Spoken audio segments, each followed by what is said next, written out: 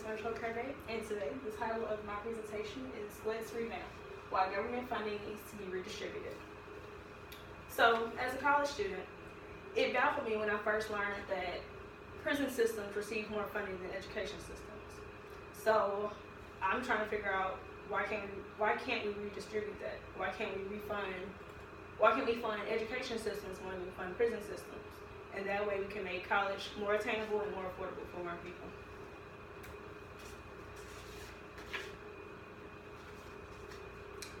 Okay, so no one has to tell me that college is expensive. The average college student collects a debt of $35,051. As a graduate, no matter what degree you graduate with, whether it's an associate's or a bachelor's, no one leaves college and finds a job that can repay this debt immediately.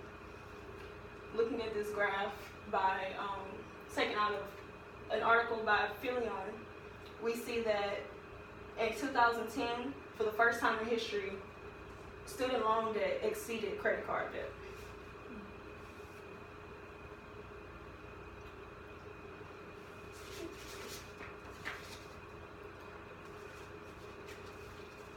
So the main problem is that we have many states who fund their prisons more than they fund their education system. With these 11 states here, the state of Michigan, Oregon, Arizona, Vermont, Colorado, Pennsylvania, New Hampshire, Delaware, Rhode Island, Massachusetts, and Connecticut, they all have chosen to fund their prisons more than they fund their education systems. Research shows that taking funding out of schools immediately, well, first of all, there's a direct correlation between the amount of money that's spent on prisons and the amount of education budgets that are cut. Also, we've seen that these states directly take their funds from education systems to put them into prisons. And when you take funds from an education system, the education system has no choice but to raise its tuition in most cases. And one of the ironic things that I've learned during my research is that prisoners can receive funding to obtain college degrees as well. So while they can obtain their degrees while they're in prison and not have to repay their loans and not to repay it until after they obtain the degree and after they leave prison, college students are forced to work during their college matriculation and find second jobs. I even read an article from the author Philion as well, which states that many students have turned to becoming sugar babies, in which they find sugar mothers or sugar fathers, as they're called, to fund their tuition. And these students have also reported that they graduate with zero debt. So even though these measures are drastic and dangerous and most lead to prostitution, people find it to be a more beneficial way to fund their education.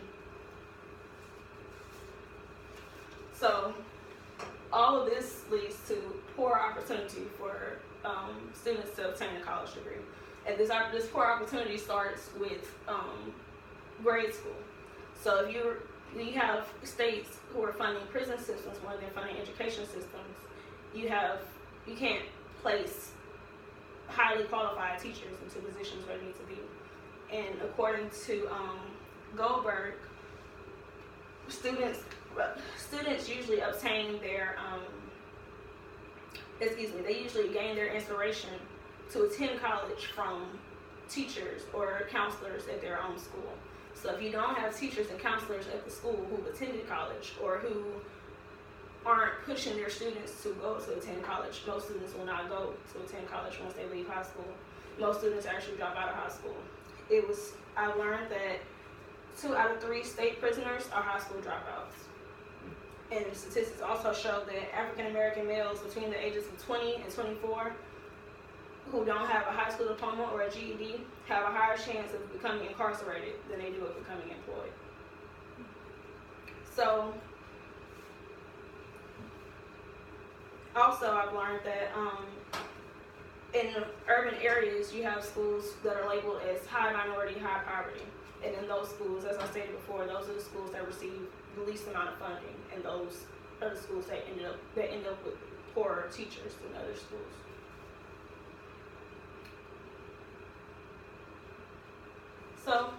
all of that being said, I think it's time to redistribute our funding. If we can put as much money into school systems as we can put into our prison systems, I think things would really turn around. There should be no reason why we basically fund the prison system where our African American men and women are ending up mostly, when we can help them while they're on the outside. Thank you.